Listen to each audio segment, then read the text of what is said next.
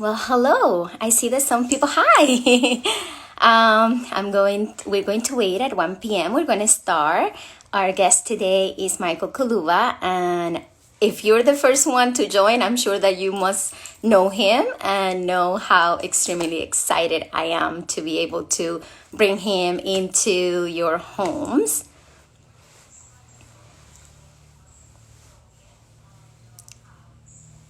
Our session doesn't start until 1, but I was so excited to get the conversation going with Michael that I've already started it. So I'm just going to wait for him so we don't miss some kind of information. And let's give other people to join us. Thank you so much to you too for joining so quickly. You're amazing. I think that Michael is going to join us super soon as well.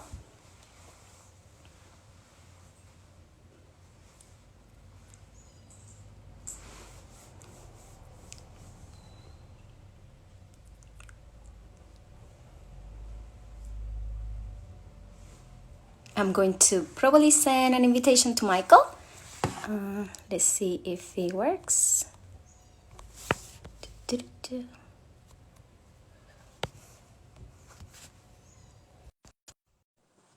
Hi, Marisol. Thank you for joining. Hi! Hi, How how are are you, you? Michael? This is a great. We're right on time. It's Good. 5. Yeah, I'm so Yes, excited. we're so on time. I mean, fashion shows do not happen like this, right? No, not at all. It's a lot of things that happen behind the scenes that I have witnessed with you that I completely know that it takes a little longer to be on time. Yes, it does. Yeah, I love your haircut. Thank Let me you. I see. did it myself. You did it by yourself? Yep, I Wow. did it myself yesterday. Nice, nice. Thank you. Very, yes, very nice. I like it. Like you did that yesterday, and today I did makeup. My curls are perfectly fine, and it's the things that we do when we're going to be live. Yeah, I know. I did the same thing. I was like, well, I better get ready and really have to cut this now. So I did. Yeah, so basically, what we're gonna do here is to bring people some joy, some type of inspiration. These days, due to the COVID-19 pandemic and us being at home, it's hard, and it's hard for everyone. And we're just doing our little part to bring some joy to people's home today. So I really thank you for being here with us. We absolutely adore you at White Space Chelsea. Oh, thank you. We love you too. Thank you. And well, Michael, let's give people some time to join before we jump into the conversation of fashion. But tell me a little bit about what you're doing these days. I want you to especially tell me a little bit about Gus. I'm going to show a picture about him to people can see him because I'm in love with him. Yes, Tell me that's my who puppy are you Gus. first, and then who is So Gus? he's so cute. Yeah, he's in the other room right now because if not, he'd be pulling at me or something. So he is so cute though. And he's a French bulldog. He is about 7 months old now, and I got him back at the end of February, early March, and Oh. he is so cute and he's doing really good. He's potty trained already, and we've been spending a lot of time together in this quarantine, so it's been nice. Do you try some of new designs on him, like colors or something? I can see him with the little bow, and then I also saw that you. I don't know if this is you that put that on. Yes, my parents sent me that shirt for him for my birthday. It was my birthday shirt for him. So yeah, we I do dress him up in some clothing. My parents sent me some stuff as well. But yeah, he likes to get dressed up too. He's definitely a fashionable Frenchie.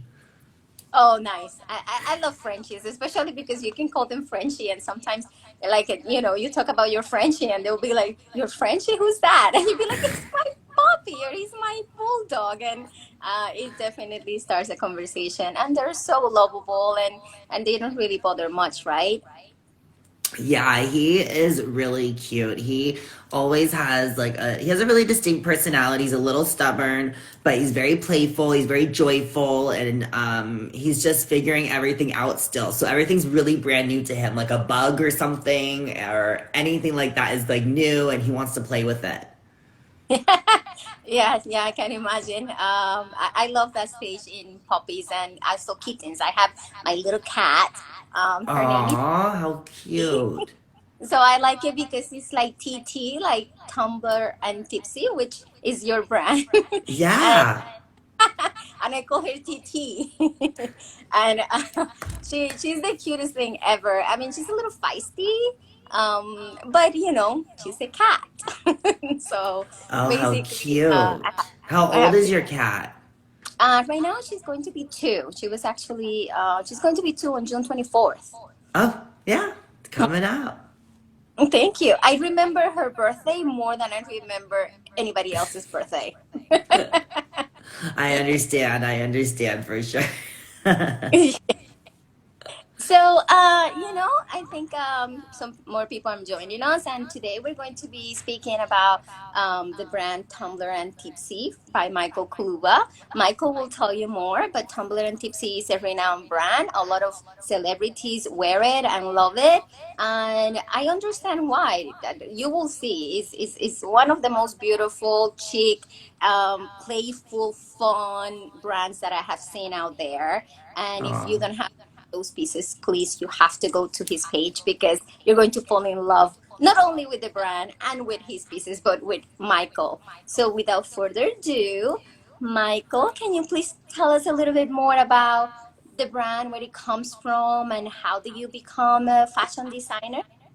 Sure. So, I used to be a pro figure skater, so that's how it all started. And I really love fashion from the get go. I used to design my costumes in skating and I try to help with it as it was a process with my coach, the designer, and myself. And so I kind of started at a young age designing, which I didn't even really think of as a career.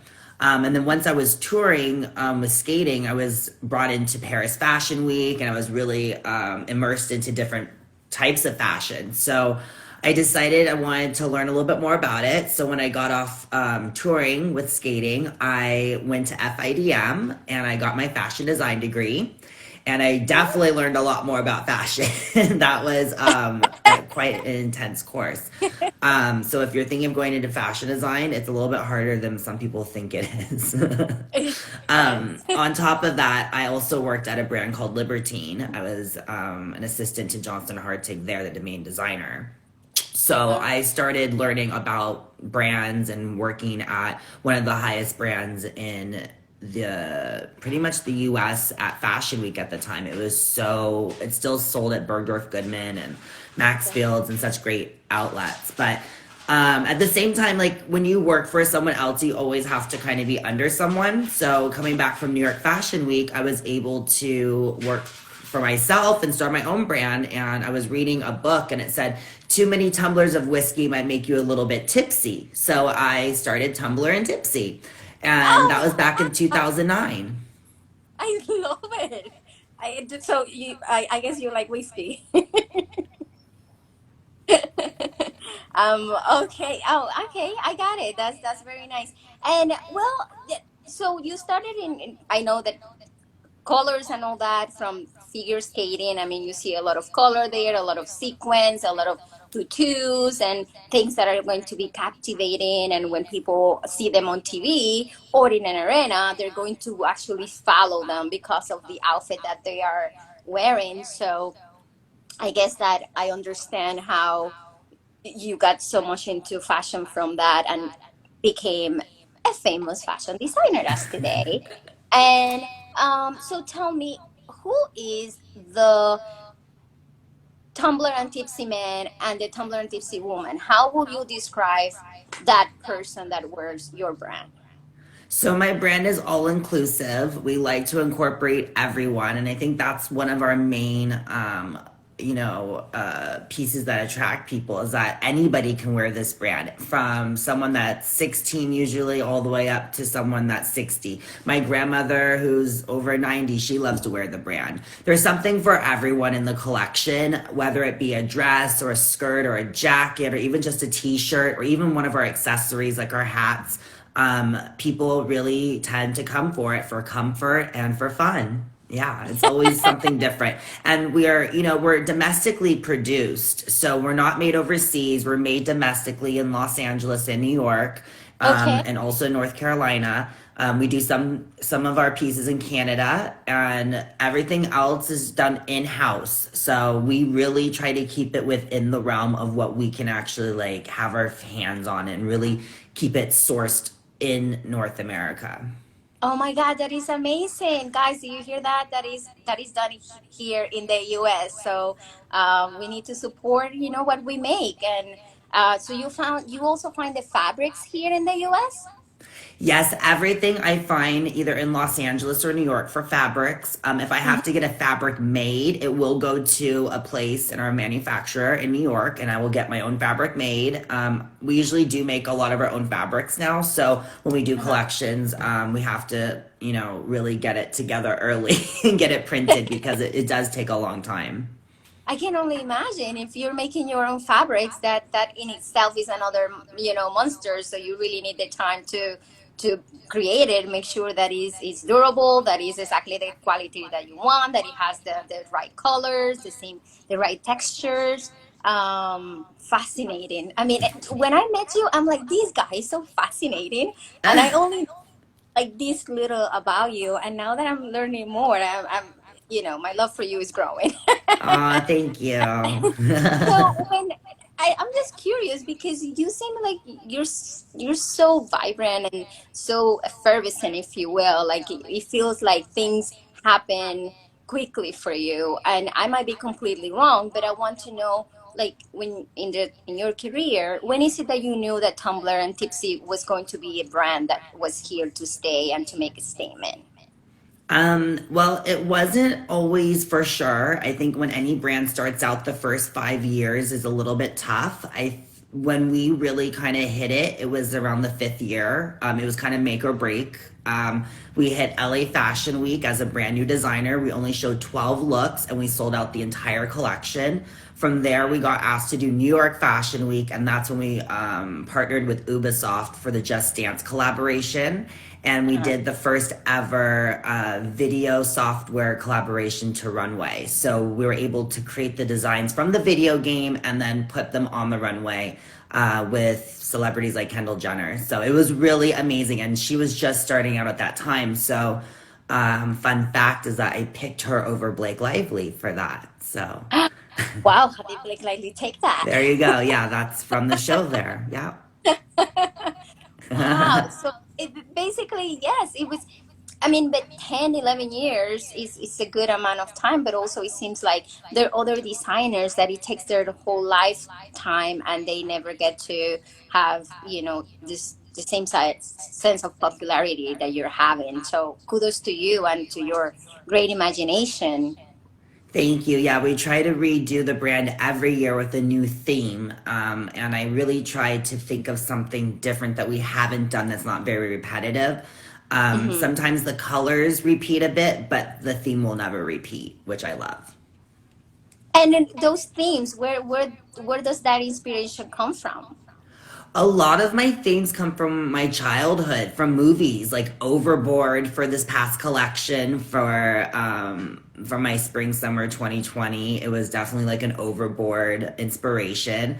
On top of pop culture today with TV shows on Bravo like Below Deck. So you have the connection of the 80s or 90s for me as growing up, and then I connect them with today's pop culture, and then I try to blend them into fashion. So I think that is kind of where my inspiration and then also the design aesthetic comes from. You'll see things that are very past tense in the sense, but they're brought to a modern day.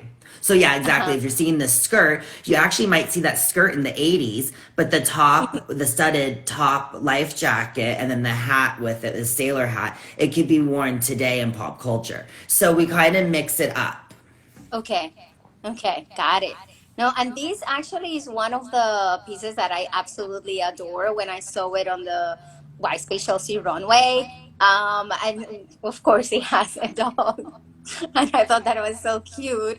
And the model is wearing it like so Yeah, flawlessly that's that. Lloydine. She's a great model. She models for us every season, and she was meant for that outfit. When we handmade that, Natalie and I, at our Uh, studio in yeah. California, it was me doing the skirt and then Natalie doing the printing on top of it, making sure that because it was spandex that it would fit on Uh-huh. Lloydine, and we'd have to pick someone very of her type, her stature, that's very lanky and tall, and she just fits into it just perfectly. Yeah.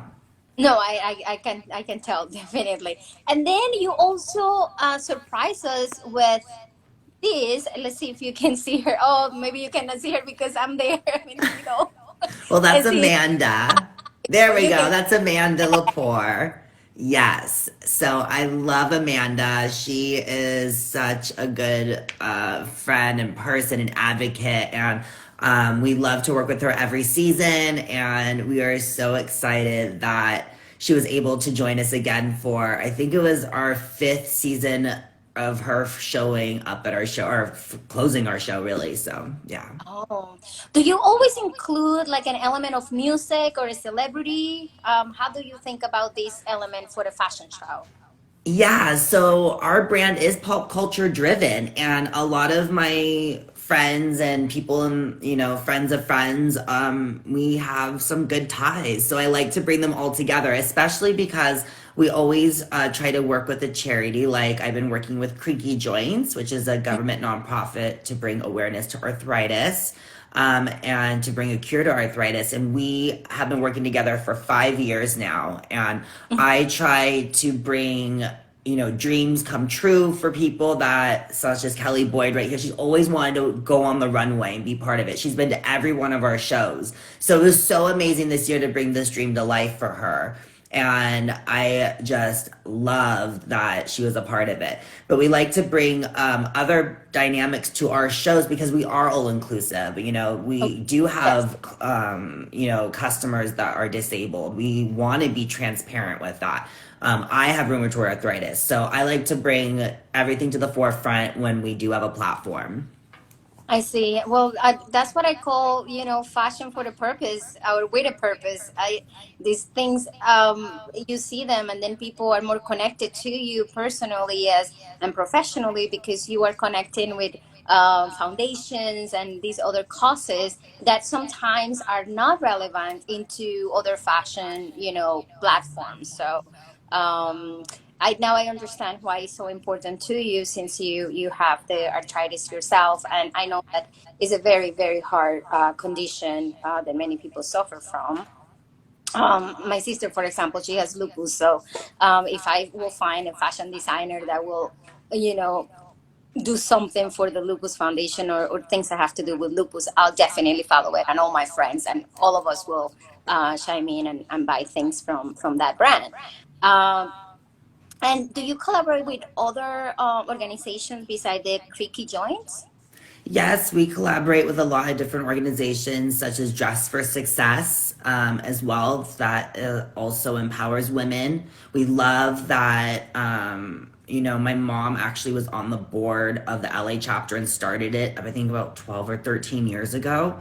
And she was on the original founding board of that Dress for Success chapter. And so I've always been kind of involved with that charity as well. So we've moved it over to fashion when I can and try to support them. And then at the same time, we've also have worked with a couple other charities, such as like Out of the Closet thrift stores, if you guys have heard of that. And also, there's also Desert, I think it's also AIDS Project LA too that we've worked with, and a Wow, few other associations. numerous associations. Amazing. Yeah, it's kind of And hard because you kind of go back and I'm trying to think of a timeline of how we did it. And I'm like, okay, mhm, we worked with them. AIDS Healthcare Foundation, which is huge. We've worked with them mhm. before too in 2014. The same year we worked with Out of the Closet. So we did the windows for them. We had huge parties in Brooklyn at their store opening. We actually opened their store in Brooklyn, which was amazing. And then we had a party in October at the Hollywood location at Out of the Closet. It was just a lot of fun. Yeah. But I can only imagine you bring fun to anywhere you go. So I can only imagine what you did. Thank you. Fantastic. And Michael, like right now there are a lot of people that are wondering what is happening with the fashion shows, the fashion industry. How is it flourishing, or are people creating during this time of pandemics? And I wanted to ask your perspective regarding you know, creating during these times. So right now, everything's kind of incubating right now. We already have to come up with our spring summer 2021 collections. So everything is just going to be coming out as usual. I think we'll see how it goes. This is unprecedented. We've never seen anything like this. I'm waiting for an official word from the CFDA to come out. They have not come out with a statement yet exactly. So all of us are just kind of waiting to hear. I of course want everyone to be safe. I think that's my main thing is I just want everyone to be safe and healthy and Yeah. to stay at home if you need to. I think Mhm. we might have a very limited showing of some sort, or I have no idea yet. So we are looking at all possibilities. I think every designer is looking at what they're going to be doing next. I think it's across the board globally. I think that these events that we used to have where people were just packed in and oh, let me just get one more person in the show or something, it's not going to happen like that anymore. So I think the shows, it might be a lot more coveted. It might Mhm. be a lot more exclusive again, and it might not be as easy to access as it once was. Yeah. Yeah. So do you guys have like a community that you talk about these topics and have ideas of how to move forward? Yes, so the fashion community, we rely on the Council of Fashion Designers of America, the CFDA, for guidance to what we're going to be doing next. They are pretty much the hub of our US fashion industry. Mm-hmm. Each market kind of has their own council. So the Parisian markets would have their own council, France would have their own council, and then also England would have their British Council of Fashion Designers. So everyone kind of has their own council that almost unanimously does what they should across the board. Some are going to be taking risks, I'm sure, and then other ones are going to play it safe. So we'll see what safe is, and Yeah, that's we'll what's going to see. be interesting. Especially in New York. I mean, I definitely adore my venue, and we want to be doing as many fashion shows as we can. But of course, safety of people is the most important thing. And we're thinking maybe perhaps some of the events, fashion shows can be done like a streaming, like live streaming, where you only have maybe the production and the models, but not necessarily a big audience. It will be a very limited amount of people that can follow, the social distancing rules and things like that. So that could be an option. I also heard in other talks that people are thinking of doing things outside, more outside than into a venue. But I really hope that by 2021, when all this is over and we know exactly how things are for real, that we can go back to having like the fashion shows with the big audience. And I mean, that's where you get feed from, right? Like that excitement that people are there waiting for you to come out, and they're with their phones to see the first model running, and then it's accelerating. For me, for seeing one the first time, it was incredible. I can only imagine how it is for you, and the time and process and people that are involved into really producing that spectacle to the people. Yes, it's also a lot of jobs as well that are on the line too. So there's been a lot of cuts in the industry. I think a lot of people are going to have virtual showrooms coming up as well and not be going to as many in-house showrooms. I think they're going to be Hmm. doing a lot of their buying for their stores online and not traveling to New York. So I think streaming is a good idea. I think also when we get back to 2021, let's get back to Hmm. partying after the vaccine's here and everyone has it. But yeah, let's play it safe up until then. We'll see what happens. And yeah, and definitely we have to play it safe because we want to be sure that we're there in 2021 and in 2022, and we can continue to, provide this type of entertainment and the beautiful things that you do. And I know that some artists might not be producing anything these days. What about you? Are you producing something? Are you creating? Are you drawing? Tell us what are you doing? Have you been up to? Well, we're getting ready for 2021, the spring summer collection. So it's all being developed right now. I'm working with my friend Natalie, and we're trying to get things really going. Every year, it's about this time at the drawing board where we're at pre production for everything. Being that this is a whole new spectrum, we're trying to think of also different things out of the box. So we're adding to our designs now some intricate pieces that I think everyone's going to need. So I think with the new collection, it's going to be hip and diverse, but also very usable and practical for today. Is COVID-19 pandemic inspiring some of those new I Exactly. Yeah, that's uh, with the more intricate designs. Yeah, for sure. We okay. definitely have to think of what's going to be happening right now. And if we can get designs out that will also help save lives on top of, just stay Hmm. healthy. I think if we can just add a couple, elements to it, I think we can do a Hmm. lot. No, definitely. I know that some designers are also doing masks. And yeah, there are a lot of people doing masks, but what I hear is that you're doing a lot more than that. Am I We're going to correct? be doing a little bit more than that, yeah. So we're going to be Yeah. elaborating on the mask and trying to make Mhm. it into a piece that, it's not so binding. You're not going to feel so, like a cop and a robber kind of thing. You feel like you're going to be, I feel like everyone feels like, oh my gosh, I'm wearing a mask. I feel like I shouldn't be, but you are, and this is the new normal right now. So the Yeah. fashion's going to definitely show that. Okay, no, definitely. And sorry, I just love how you say things. So extremely cute. No, I mean, I can't wait, and I hope that as soon as you're going to unveil your collection, you let us know so we can tune in, so we can ask people to join you and see it in whichever way that you are going to decide to put it out there. Is Natalie the woman that I met in New York? That was Yes, yes. oh my God. Mm. Hi, Natalie. She's And on here. I can see. She just waved. She said hi. hi, Natalie.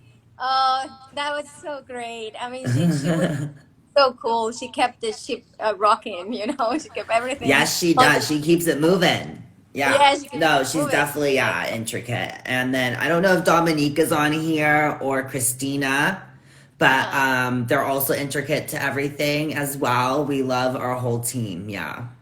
No, I remember her so clearly. So thank you, Nat, for doing what you did, and being so respectful to the venue. I feel like I love to have you back and so many other clients because they're respectful to the venue, to how it is, follow the rules, and just enjoy it. And also because you make it yours, and when you make it yours, then I can see what my venue is capable of, if you will. And I feel like Natalie was one of those that she saw how it is. Okay, we're gonna do this and that, and you use these walls that we have, and that was great that you were able to utilize those walls that we have back there. And I'm telling you, like she was amazing. So thank you, Yeah, Natalie. we really loved your space as well. We, of course, had options and we were like, what are we going to do it this year? And it was so exciting to work with you guys. You guys did exactly what we were hoping for and you guys delivered. And it became beautiful. Such a great show. Thank you so much. And I know there is a question here. I'm afraid to touch that button only because I hope that nothing happens, but I am going to touch the button and see what the question is. Uh he says, who will you say have been your greatest creative influence to date? My biggest so ooh, that's hard. I have a lot of creative influences. I have to say Karl Lagerfeld from, of course, his days at Chanel, I think are always influential when I think of my tweed collections and what I Mhm. think about my cut gloves and what I always try to have a little homage to him. I think Carl for sure. And I have to say, I think the Heatherette boys, Trevor and Richie, Richie used to be a figure skater. Trevor was the producer of many of my shows for Mhm. years. So we've collaborated for years. And I think having those people on top of working at Libertine with Johnson, Hartig, I think all of these people have inspired me to be where I am today. On top of also people around me, my friends, my family, other artists that I work with on and other brands that we work with. We love to collaborate, and then of course our organizations that we love to work with. Nice. Thank you for answering that question. I have another question that Yep. somebody asked, and it's like, what would you recommend a young emerging artist, fashion designer, to be able to break into the industry? So I really feel if you're really new at this, I think you should go to school for it. If you really have a passion for it, I think you should get some education about it. I think the more you know, the better. The other route is being an assistant or an intern at a label. I think the more hands-on experience or both. I did both at the same time. I had an internship or job, and then I also went to fashion school at the same time. So you really immerse yourself all into it. I think that's the only way that you can really get out there because you'll start making the contacts, the connections. Fashion is a very small world. Hmm. And once you start getting it and you meet photographers and they start loving and they start doing it and then editors see it, it kind of snowballs and you're just gonna get it. So I just think really immerse yourself into whatever you can, even if it's online. If you are somewhere that it's very isolated or you want to, you are isolated, there's Hmm. communities in fashion online. Definitely get involved. So I'm definitely, yeah, I think those are the ways to go. Awesome. So, you guys that asked that question out there, I hope that you were listening because definitely Michael has been or is one of the youngest designers to be so known and loved by celebrities. So, definitely whatever he says, I'm sure is right and you need to follow. And well, Michael, is there anything else that you want to share with our audience? It could be absolutely whatever you want to, if it is related to the times that we're living in, or to being creative, and whatever you want to, because I know that it's important today to be connected with our audience and speak to them from our heart. So if you want to say something, this is the time. Yes, our brand is in the States, in Los Angeles and New York, and they're very hard hit places right now. And we've done our part as a brand to really stop what we can of the spread of it from our point. We have closed our shop online since our manufacturers are on the East Coast. On Mm, top of, we would have to ship it to Los Angeles to then get shipped out to you, which just seemed just too many variables right now. I think we're gonna wait to reopen our online shop until it's a little bit more safe. okay. And we're doing that to protect everyone. So just know that we'll be back on that. So we keep getting a lot of questions. Where can we buy? Where can we buy?